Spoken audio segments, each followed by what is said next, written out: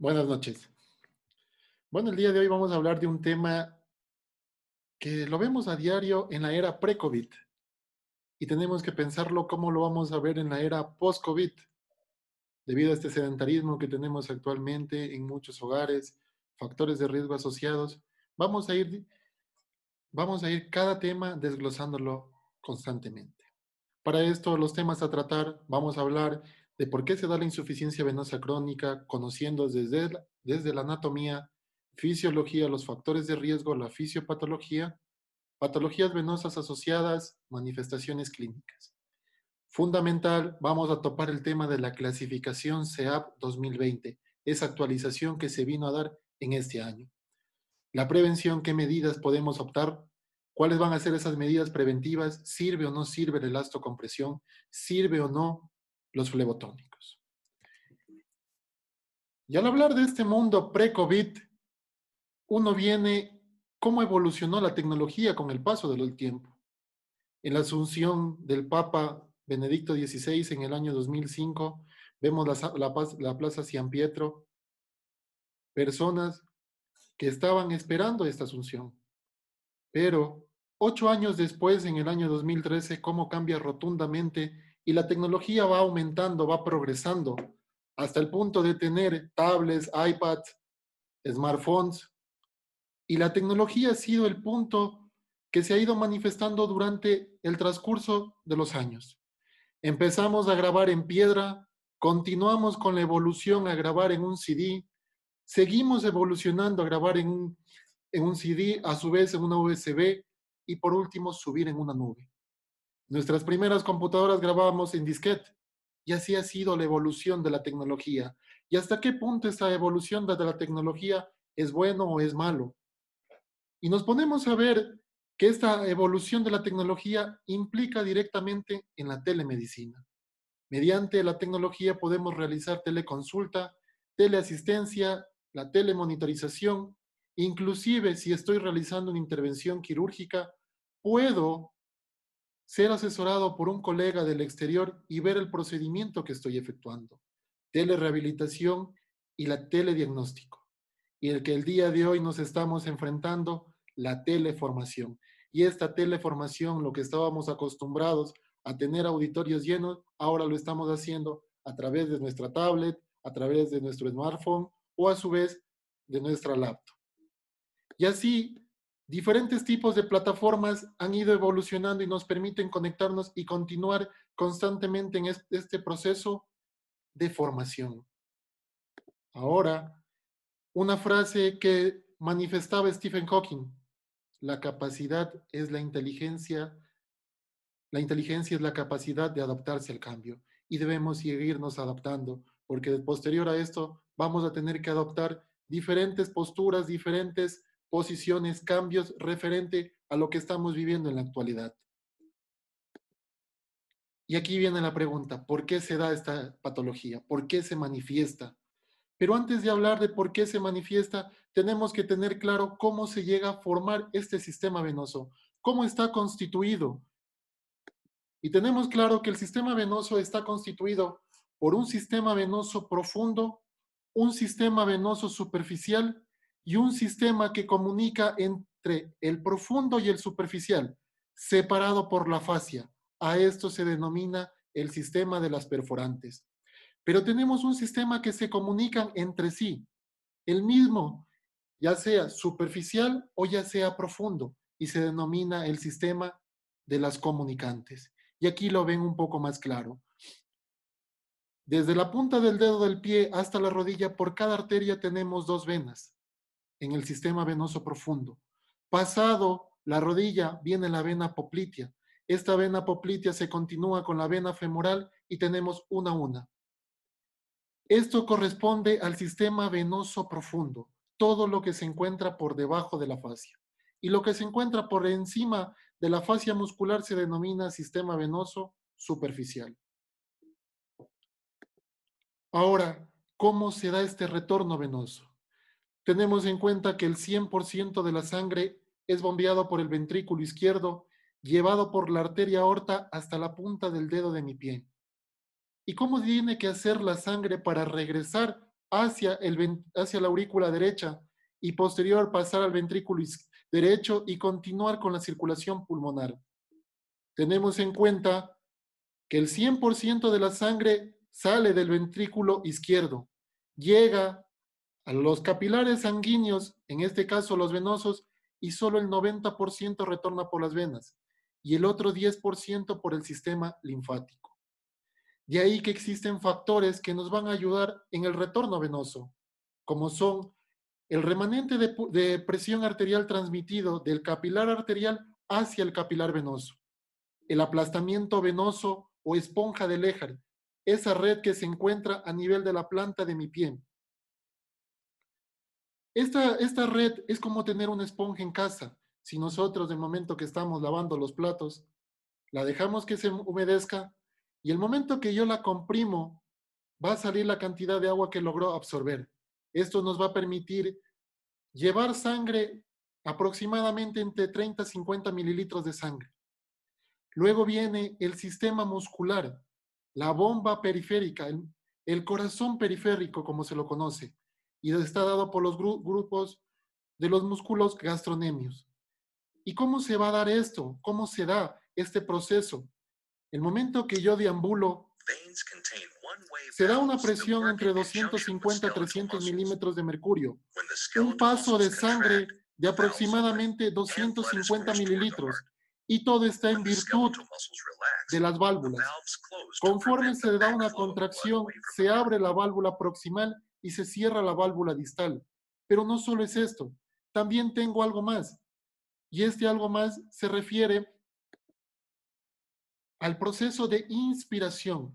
El momento que yo inspiro, se incrementa la presión a nivel intratorácico, baja el diafragma y este, a su vez, hace que la aurícula derecha produzca un efecto de succión, trayendo toda la sangre que se encuentra a nivel de la vena cava inferior. Y estos son los mecanismos que me permiten el retorno venoso. Ahora, si bien me voy a plantear lo siguiente, ¿qué factores de riesgo existen en esta patología? ¿Es un mito? ¿Es una realidad? ¿Y hasta qué punto la evidencia científica lo ha demostrado?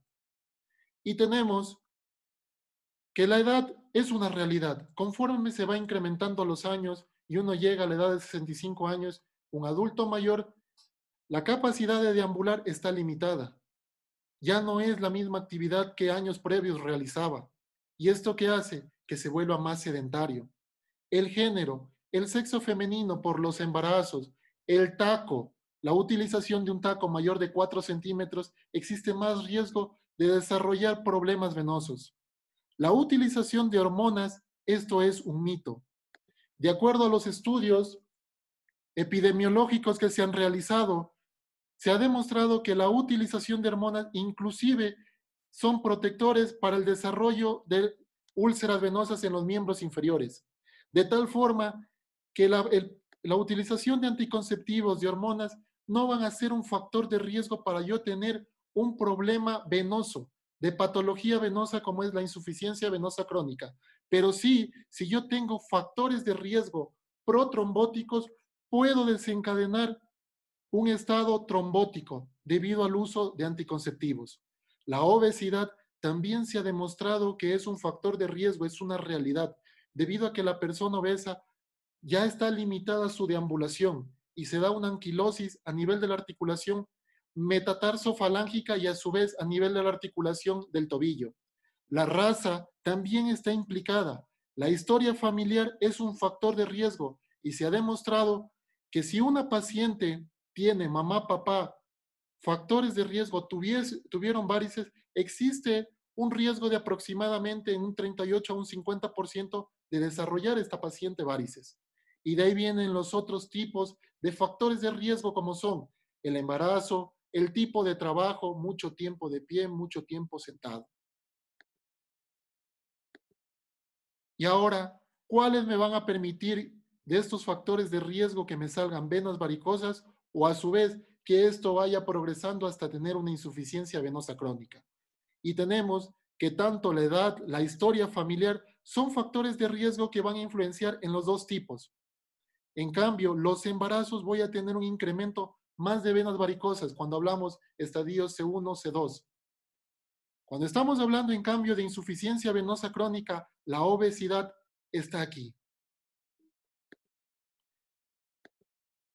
Y para entender un poquito cómo se da esta fisiopatología, tenemos que tener en consideración que el flujo sanguíneo venoso tiene que ir desde la punta del dedo del pie hacia el corazón, venciendo la gravedad. Si yo tengo factores de riesgo, ¿qué va a suceder? Que se va a incrementar el volumen, se va a dar un regreso de la sangre, se va a ocasionar un reflujo crónico, desencadenando una hipertensión venosa, de tal forma que tengo un camino bidireccional, incremento de la presión a nivel del sistema venoso superficial, debido a reflujo por los factores de riesgo. Ahora, tenemos también que tener en consideración cómo se va a dar todo este mecanismo, cómo se va a producir a nivel de las venas, teniendo en cuenta si yo estoy puesto de pie o sentado a nivel del tobillo, voy a manejar una presión entre 90 a 100 milímetros de mercurio. Conforme se aleja del corazón, se multiplica 0.73 milímetros de mercurio por centímetro del que se aleja. Y todo va a estar en virtud del sistema valvular para que no se dé este reflujo. Pero ¿qué sucede cuando se dañan estas válvulas y comienza a regresar la sangre? Voy a tener que la vena se va a dar una dilatación, voy a encontrar un alargamiento de la vena y de tal forma se van a constituir las venas varicosas. Si comenzamos a hablar solo de la presión, tenemos en cuenta esta presión que se maneja entre 80 y 100 milímetros de mercurio. Una persona normal que está puesta de pie o a su vez sentada comienza a dar de 5 a 7 pasos. Esta presión decae hasta 30 milímetros de mercurio. ¿Qué sucede con una persona que ya tenga una enfermedad venosa crónica grave? Está en insuficiencia venosa crónica. Por más que esta persona deambule, va a manejar presiones entre 80 milímetros de mercurio y luego otra vez se mantienen sobre los 90, y existiendo un riesgo de aproximadamente un 100% de desarrollar úlcera venosa si esto se mantiene. En conclusión, recapitulemos. Tengo los factores de riesgo que hemos conversado, que voy a encontrar un estado de hipertensión venosa. Esta hipertensión venosa, ¿qué va a ocasionar? Que se me dilate la vena, que se produzca un daño, una distorsión a nivel de la válvula, alterando el flujo sanguíneo. Este flujo sanguíneo que era constante de aproximadamente 10 centímetros por segundo se vuelve enlentecido, de tal forma que se produce un efecto inflamatorio. Este efecto inflamatorio produce más daño a nivel de la pared venosa, más daño a nivel de la válvula, ocasionando reflujo crónico y se vuelve un círculo vicioso. Si a este reflujo crónico le pongo algo más, que ya comienza a dañarse la microcirculación, ya tengo daño a nivel capilar, ya hay fuga de macromoléculas, como son glóbulos rojos, fibrinógeno, beta 2, glicoproteína. ¿Qué va a suceder? Voy a tener edema. Este edema, mi paciente ya va a referir síntomas. Desencadena aún más el proceso inflamatorio. Por la fuga de las macromoléculas voy a tener cambios de la coloración de la piel. Voy a encontrar en este tipo de paciente, puede ser dermatitis ocre, puede ser eczema, puede ser una lipodermatoesclerosis. Y cuando yo encuentro una úlcera venosa, voy a tener que la vena, las vénulas se van a dilatar. Estos capilares venosos se van a dilatar y en cambio, en el vaso arterial se va a dar una vasoconstricción, a tal punto que voy a llegar al estadio desastroso como es la úlcera venosa.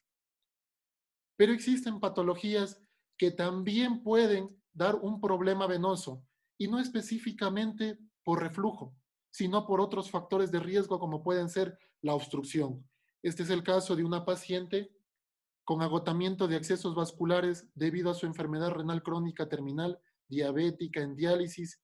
Se colocaron algunos accesos a nivel del miembro inferior derecho, que hizo que se dé una obstrucción, una estenosis severa a nivel de esta extremidad, de tal forma que tengo una hipertensión venosa atribuido a un estado obstructivo.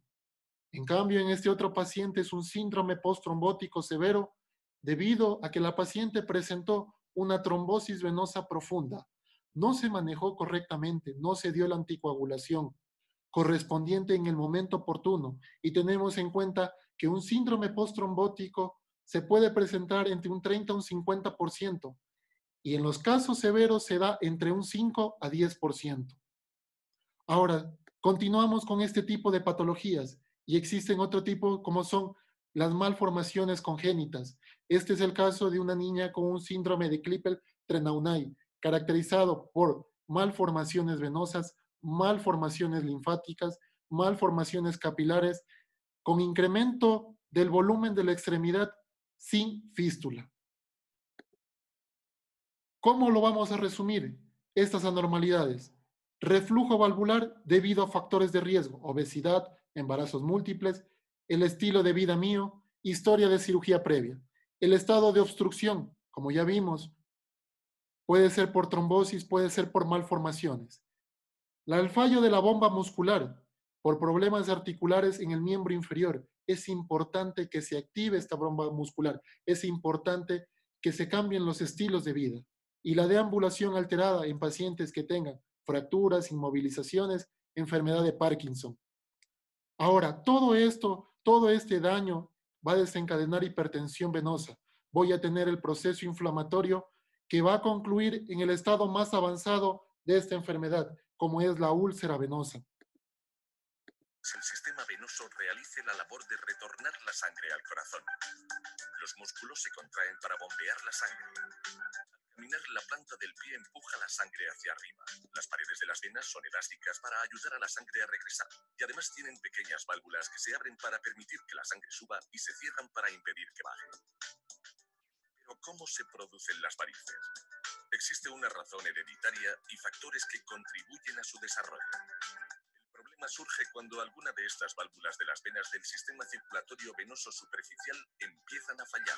Esto hace que la sangre, en vez de ascender, descienda y se acumule en alguna zona de la vena, cuyas paredes se dilatan y presionan, creando una zona de retención. Desde este momento, las venas sanas han de trabajar más. Primero, para bombear la sangre que circulaba por la vena enferma. Y segundo, para hacer ascender la sangre que circula en sentido inverso por la variz. Este exceso de presión es el que provoca el sufrimiento causado. Entonces, todo esto que hemos visto se va a manifestar, nos va a referir el paciente. Y estas manifestaciones clínicas las vamos a dividir tanto en signos como síntomas. Y estos síntomas que me va a referir el paciente, que me va a contar, van a ser sensación de pesadez, cansancio, dolor, prurito, a ratos sienten comezón, parestesias, edema, piernas inquietas. Y los signos es lo que se va a reflejar a nivel de la piel, lo que el médico va a identificar el momento que realice el examen físico. Y ahí tenemos venas dilatadas y tortuosas, famosas varices. La definición de varices es una vena dilatada tortuosa. El edema, cambios tróficos, úlceras a nivel de las extremidades. Y para esto yo debo hacer un diagnóstico. Y las guías, ¿qué nos dicen? Con nivel de recomendación 1, calidad de evidencia A, debe hacerlo. Y recordamos lo que hemos aprendido en el pregrado, lo básico, lo sencillo. Realice inspección, palpación, auscultación en los pacientes que presenten sintomatología referente a enfermedad venosa crónica. Y esto era lo que habíamos conocido hasta el año 2020, es decir, hace poquitos meses, exactamente 2 meses atrás. La clasificación CEAP. Hacíamos enfoque en la parte clínica. C0 era la paciente con factores de riesgo. Todas estas categorías clínicas podían ser asintomáticas o sintomáticas. C1, mi paciente tenía las venas telangiectasias o venas reticulares, venas menos de 3 milímetros, y esto se presentaba en la población en un 80%. C2 son venas más de 3 milímetros y está en un 30%. Y esta progresión de C3 hasta C6 era entre 1 al 2%. Esto era lo que conocíamos. En el estadio C3 son el edema, C4 cambios tróficos, C5 una úlcera cicatrizada y C6 una úlcera activa. Y esto nos permitía tener claro cuándo uno hablaba de enfermedad venosa crónica y cuándo hablaba de insuficiencia venosa crónica. Cuando estamos hablando de enfermedad venosa crónica son tanto anomalías morfológicas, funcionales, del sistema venoso de larga data, que se manifiestan con signos y síntomas y que necesitan la investigación por parte del colega médico.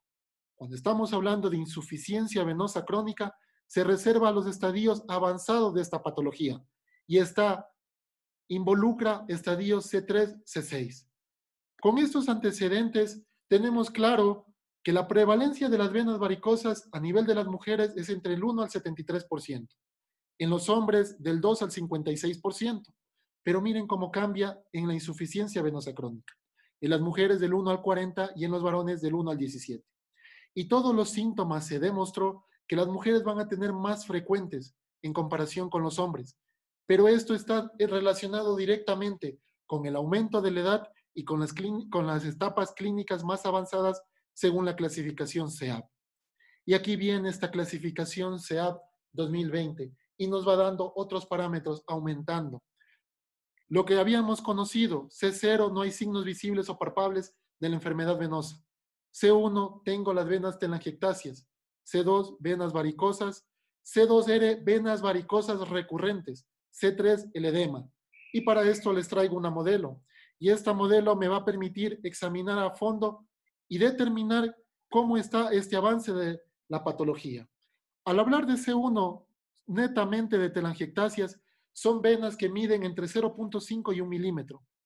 Venas, las telangiectasias. Estas venas reticulares miden entre 1 a 3 milímetros y corresponden al estadio C1.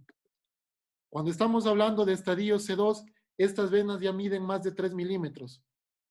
Y cuando hablamos de C2R, son varices recurrentes. Paciente que fue sometido a cirugía, paciente que fue sometido a escleroterapia, pero que no modificó factores de riesgo, de tal forma que otra vez volvieron a aparecer estas varices. C3, caracterizado por el edema, y C4 por los cambios tróficos. Y aquí también viene una variante extra. Cuando hablábamos de C4A, estábamos hablando del paciente con dermatitis ocre, del paciente que tiene cambios tróficos notorios, que se ve esa piel descamativa. C4B es la atrofia blanca, la lipodermatoesclerosis, y nos incrementan esta letra. C4C, la corona flebectásica. Esta corona flebectásica ya se la toma en consideración para hablar de estadios avanzados de la enfermedad venosa, es decir, estamos ante una insuficiencia venosa crónica. C5, yo tengo una úlcera cicatrizada. Y aquí viene otra variante más. En el estadio C6 es una úlcera activa, nueva, y C6R es una úlcera recurrente que el paciente vuelve a manifestar. Se cerró la úlcera, no se corrigió con el paciente la causa del reflujo, la causa de la hipertensión, no se tomaron las medidas preventivas y vuelve a reaparecer. Y se ha demostrado que a los 3 años existe un 70% de riesgo de volver a aparecer este tipo de úlcera. De ahí viene hablando de la letra E, la etiología. Y en esta etiología nos habla de primaria, secundaria, pero la secundaria le toma algo más en consideración. ¿Esta secundaria es intravenoso el problema o esta secundaria es extravenoso? De ahí viene la característica congénita y ninguna causa identificada. Al hablar de la parte de anatomía, hace un cambio rotundo a lo que ya conocemos. La anatomía sabemos cómo se divide, superficial, profundo, de perforantes, y no se identificó una ubicación anatómica. Antiguamente tenía por numeración. En la actualidad ya nos pone el nombre de la vena la cual está afectada. Y por último, hablar de la P, de la fisiopatología, y se mantiene tal cual, con el reflujo, con la obstrucción, la combinación de las dos, o no se identificó la fisiopatología. Para esto, ¿qué yo debo hacer? Un examen físico, debo ir buscando las venas varicosas, el edema, los cambios a nivel de la piel. Ahora, para yo confirmar que este paciente tiene un problema venoso, debo utilizar otra herramienta, y esta herramienta es la utilización del score de severidad clínica. Si yo le pongo una puntuación de acuerdo a las características que tiene el paciente, más las características del CEAP y yo obtengo un valor mayor de 7, este paciente es un paciente que amerita intervención quirúrgica. Continuando con esto, nos falta la herramienta para confirmar dónde está dañado, dónde anatómicamente yo voy a identificar la causa. Y para esto las guías nos dice, realice el ultrasonido dúplex como test diagnóstico primario de la enfermedad venosa crónica. Y yo debo cumplir ciertos parámetros para decir cuándo está afectada o no una vena. Y lo que se ha demostrado que si yo encuentro a nivel del sistema venoso superficial un reflujo mayor del 0.5 segundos, si yo encuentro a nivel del sistema venoso profundo un reflujo mayor a un segundo, y si yo encuentro a nivel de las perforantes un reflujo mayor de 0.35 segundos, estamos frente a una vena dañada, una vena insuficiente. Recordar que para el diagnóstico yo debo hacer historia clínica correcta, eco-Doppler de miembros inferiores. ¿Cuándo es el momento oportuno de yo mandar al cirujano vascular? Que siempre nos preguntamos. Y para esto nos recomiendan que en los pacientes que presenten venas varicosas primarias o recurrentes sintomáticas, en los pacientes que ya hayan cambios tróficos, pacientes con trombosis venosa superficial, úlcera venosa activa o úlcera venosa cicatrizada, y cuando yo tenga una varicorragia, una vena varicosa sangrante. Y con todo esto, nuestro enfoque va a ir en relación y en virtud a la prevención. ¿Cómo debo prevenir para que no desarrolle y no llegue a los estadios avanzados de la patología venosa, no llegar a desarrollar insuficiencia venosa crónica? Y para esto tenemos medidas de higiene venosa, la elastocompresión y los flebotónicos. ¿Y hasta qué punto me sirve o no me sirve este tipo de cosas para yo poder prevenir el desarrollo o a su vez prevenir que aparezcan? Si mi paciente ya tiene las varices, ¿cómo puedo prevenir que no siga avanzando y llegue a los estadios avanzados de la patología? Y este mundo, desde el mes de diciembre que apareció el COVID, comenzó a cambiar rotundamente.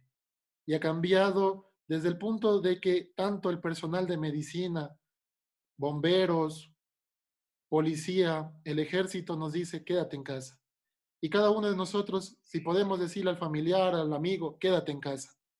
Inclusive, hasta en la misa por Viernes Santo del 2020, no existía ningún feligrés en la Plaza San Pietro. De tal forma que este quédate en casa nos ha hecho vivir en una cuarentena y no sabemos hasta qué punto esta cuarentena es satisfactoria. O pasamos en casa sentados frente al televisor, o pasamos en casa con el celular, o pasamos como la cara que tienen estos niños, aburridos, agotados y en un estado inclusive de ansiedad. Para esto tenemos que tomar medidas y estos van a ser hábitos saludables. Estos hábitos saludables no solo vienen en la era pre-COVID, vienen en la era en la que estamos viviendo y en la era post-COVID. Modificar factores de riesgo que van a permitir tener una vida saludable, de tal forma que esos estilos de vida van a ser actívate, muévete, deambula. Sabemos cuánto bombeamos por cada paso que damos, aproximadamente 300 mililitros de sangre, por cada paso que estoy dando, de tal forma que estoy disminuyendo notablemente el riesgo de desarrollar un problema tromboembólico. Si estoy mucho tiempo sentado y tengo factores de riesgo para desarrollar una patología trombótica, solo moviéndonos ya estamos quitando uno de estos. Si estamos hablando en sí de la patología venosa, de la enfermedad venosa crónica, cuando ya venga la era post-COVID, ¿qué se recomienda? Que el calzado sea entre 3 a 4 centímetros el taco. No puede tenerse un taco más alto debido a que existe una contracción sostenida de los músculos a nivel de la pantorrilla. Y si ustedes ven, se apoya a nivel del antepié. No se activa la bomba plantar, no se activa la bomba muscular y de tal forma existe mayor riesgo de desarrollar esta patología.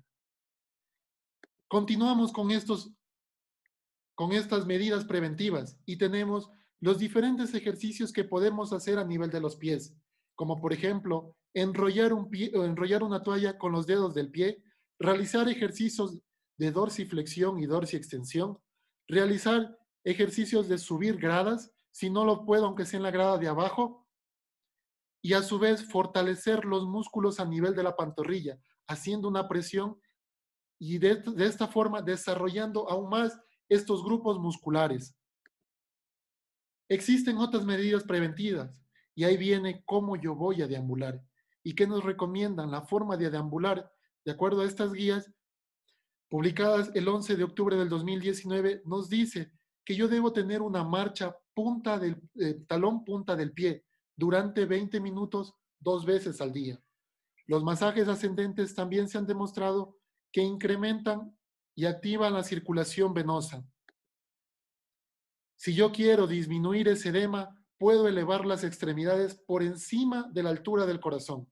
Recuerden que si yo me acuesto, esa presión que estaba a nivel del tobillo, entre 80 y 100 milímetros de mercurio, cuando yo estaba puesto de pie o a su vez sentado, cuando me acuesto, esta presión se equipara de 0 a 12 milímetros de mercurio en relación a la presión que maneja la aurícula derecha. De tal forma que si elevo durante 30 minutos, 3 veces al día, va a ser una de las medidas que puedo tomar en este tipo de pacientes. Y aquí viene otra pregunta, ¿la elastocompresión nos sirve o no? Y tenemos en cuenta qué efectos tiene la elastocompresión, tanto en la parte hemodinámica como a su vez a nivel de los tejidos.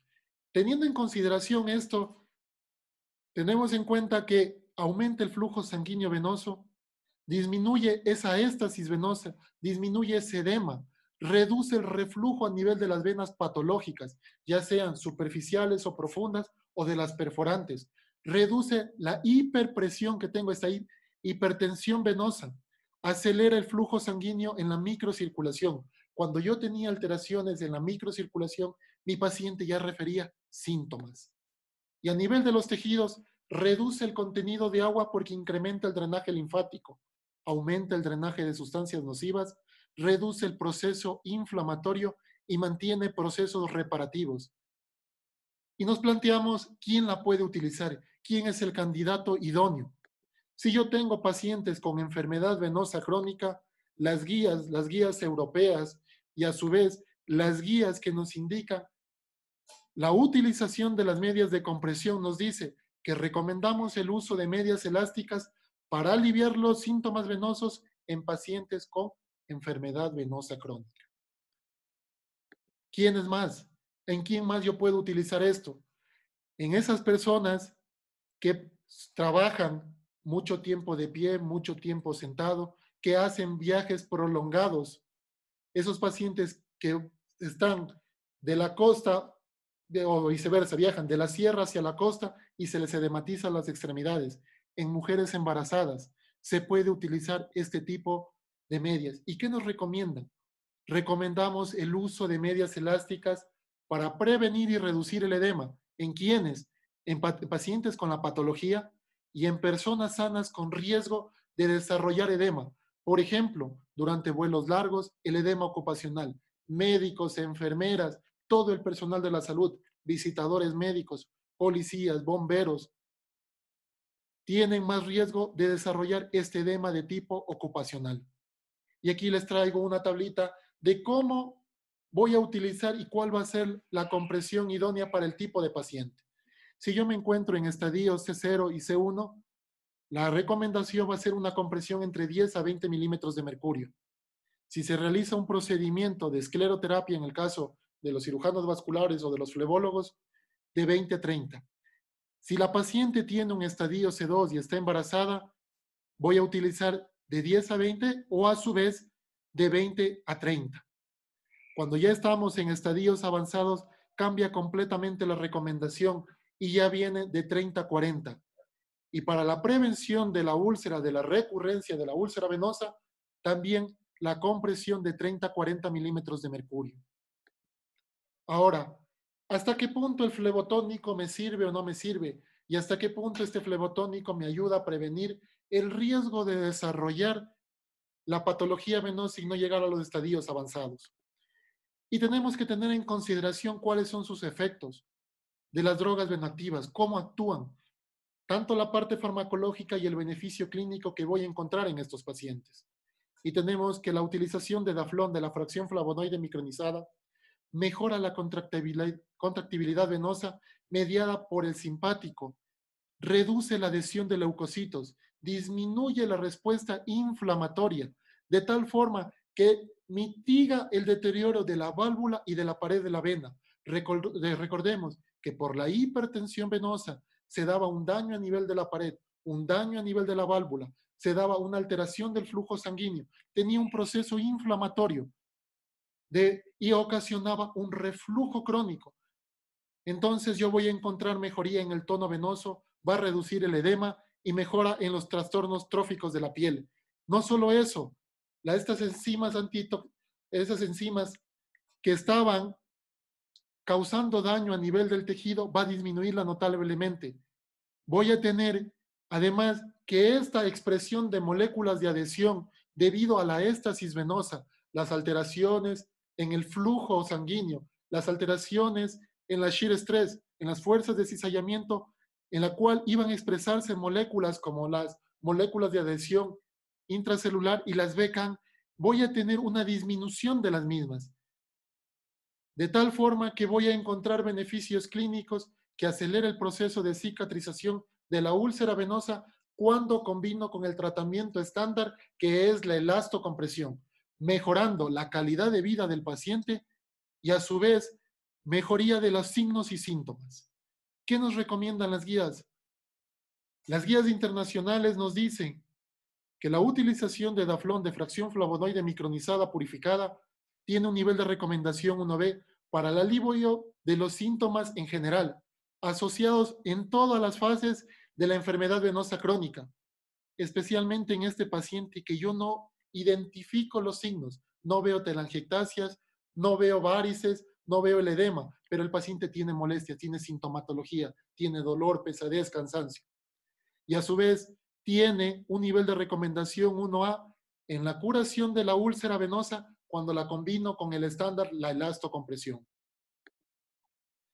De acuerdo a esta revisión sistemática, nos dice que basado en la calidad de evidencia, la fracción flavonoide micronizada es altamente efectivo para mejorar los síntomas de las piernas, el edema y la calidad de vida de este tipo de pacientes.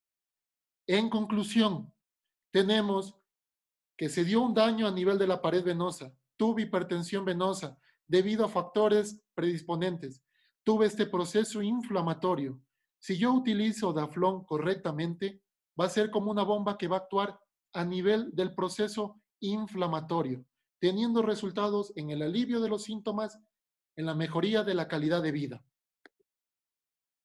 Para concluir, si yo tengo mi paciente y quiero prevenir que desarrolle esta patología, toca modificar factores de riesgo. Toca incentivarle a que tenga una vida saludable. Y ya lo hemos visto. Actívate durante este tiempo y actívate posterior a esto. Controlar factores de riesgo, obesidad, controlar el sedentarismo, hacer ejercicio va a ser lo primordial. Pero si mi paciente no pude controlar que no desarrolle esta patología, puedo hacer otras medidas que no progrese. Y para esto los objetivos del manejo de pacientes con enfermedad venosa crónica son aliviar los signos y síntomas, romper esa cascada inflamatoria, prevenir la progresión a una clase clínica más avanzada. Y existe fuerte evidencia y existe la justificación necesaria para utilizarlo desde tempranas etapas, estadio C0. Y bueno, actualmente estamos viviendo los guerreros una batalla completamente distinta. No sabemos exactamente a qué nos estamos enfrentando. Unos dicen te va a causar un proceso inflamatorio, otros dicen te va a dar un proceso infeccioso. Todavía exactamente no se conoce a un 100% qué mismo está pasando, pero tenemos que estar dando pelea, dando lucha constantemente. Hemos perdido colegas, a muchos nos ha dolido en el alma haber perdido el amigo, el compañero, pero recuerda algo siempre, que aunque el mundo se venga encima de ti, eres la única esperanza para soportarlo. Muchas gracias.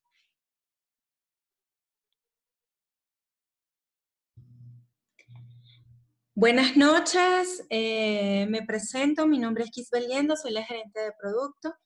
En primer lugar, quería agradecerle al doctor Donovan por tan excelente presentación con un alto nivel científico y práctico. Muchas gracias, doctor. De igual manera, bueno, muchas gracias a cada uno de los asistentes. Para nosotros un placer su valiosa presencia. Doctor, nos hacen llegar algunas preguntas de algunos médicos. El doctor Sánchez, en caso de telangiectasias, ¿solicitaría ecografía venosa Doppler solo en sintomáticos o también en casos asintomáticos? Si yo tengo un paciente, es una muy buena pregunta. De hecho, la guía 2015 que salió de la Sociedad Española de Cirugía Vascular nos decía que todo paciente con estadio C2 en adelante era el recomendado realizarse la ecografía. Pero si yo tengo un paciente con estadio C1 y yo hago otra escala más, el score de severidad clínica, y este paciente yo encuentro que tengo signos y síntomas asociados, y este paciente presenta estas telangiectasias, ameritaría el desarrollo o la realización de un ecodoppler. Listo, gracias, doctor. La doctora Mendoza nos pregunta, ¿qué recomendaciones nos daría para los cuidados de la piel? Crema, lociones, etcétera. Debido a la patología venosa, estamos teniendo que en los estadios avanzados, ¿qué se produce? Una resequedad a nivel de la piel. Incrementa este prurito por la resequedad que se está dando. Entonces, ¿qué se recomienda? La utilización de emolientes. Utilice desde lo más básico, aceite de almendras, aceite de coco, y si quiere gastar un poquito más en las cremas que sean de su preferencia. Lo importante es mantener hidratada esta piel, hidratarla correctamente. 2 veces al día es la recomendación por parte de la Sociedad de Dermatología Alemana. Listo, gracias, doctor. El doctor Torres, según la clasificación SEA, ¿hasta qué grado de la sed se podría manejar en unidades básicas? En la mayoría, o sea, tenemos actualmente un déficit de especialistas a nivel país. Se ha concentrado los especialistas solo en las grandes ciudades. Tenemos Quito, Guayaquil, Cuenca. También podemos encontrar uno que otro en la ciudad de Manta. Y hay provincias que no tienen cirujano vascular. Hay provincias que solo puede ser un solo colega y no se abastece. Entonces, como médico general, si yo tengo si tengo esta patología y está en estadio C0, C1, C2 y el paciente no tiene síntomas, se podría manejar ahí. Pero si este paciente progresa o ya tiene sintomatología, amerita enviarlo directamente al cirujano vascular. El cirujano vascular va a ser el indicado para el manejo de esta patología. Si no es el cirujano vascular, tenemos también flebólogos. Ok, listo. Doctor, el doctor López nos pregunta, ¿son efectivas las medidas las medias de compresión menor a 15 milímetros de mercurio en pacientes con factores de riesgo? En pacientes con estadio C0, de acuerdo a lo que les traje en la tablita, solo en estadio C0 sintomático se recomienda este tipo de compresión. De ahí la compresión tiene que siempre ir encaminada para aliviar esta sintomatología y me produzca una compresión a nivel de los músculos de la pantorrilla. Entonces, la recomendación es utilizar una media en una compresión de unos 15 a 20 milímetros de mercurio. Ahora, depende de otros factores, de la adaptabilidad que va a tener el individuo hacia las medias que yo voy a mandarle. No va a ser lo mismo colocarle unas medias en la sierra que colocarles en Manta, en Guayaquil. El calor va a ser sofocante y el paciente no va a tolerar la media. Por eso, tengo que tener estrategias con mi paciente. Tengo que tener otras alternativas. Inclusive, yo les recomendaría, si veo que mi paciente no tiene buena adaptabilidad, la utilización de flebotónicos. Daflón sería una excelente alternativa.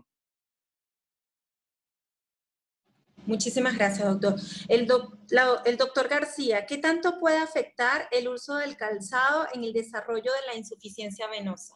Esta pregunta es bien puntual porque si no hacemos el movimiento de contracción, relajación, el nivel de los músculos de la pantorrilla, si no activamos esa bomba plantar, ¿qué va a suceder?